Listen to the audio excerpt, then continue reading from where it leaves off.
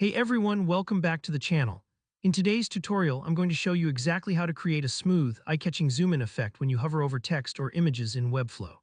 This is a simple interaction you can add to make your designs really stand out and feel interactive, and by the end of this video, you'll be able to apply this effect to any element you'd like. Let's dive right in. First things first, decide which element you want to apply the zoom effect to. This could be a piece of text like a heading or a button or maybe an image in a gallery. Just click to select it in the Webflow Designer. Picking the right element is important because this is what your visitors will interact with, and we want to make sure we're choosing something that benefits from a little visual pop, rather than something that might be distracting.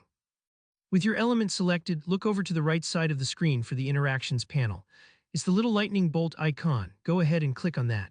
Interactions are where all the animation magic happens in Webflow, so getting comfortable here opens up tons of creative options.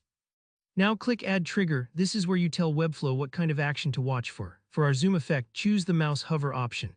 This sets the stage. You want something to happen when the user hovers their mouse over your chosen element. Next, you'll create an animation for this trigger. Click Start an Animation. Webflow will ask you to name it, so let's call this one Zoom. That way, if you end up creating more animations down the line, you'll know exactly what this one's for.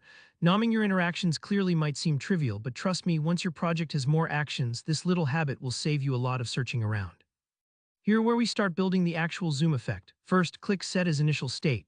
This means we're defining how the element looks before any hovering happens. In the Scale property, reduce the size slightly. For example, you might set it to 0.95 or 0.98, depending on how subtle you want your effect to be. It's like setting the baseline. Your element starts out just a little bit smaller, so the zoom-in feels noticeable and natural. After you've set the initial scale, add another action. Change the scale back up to 1 or even a little beyond if you want a bigger zoom. This represents the expansion when someone hovers over your element, giving it that lively, interactive feel.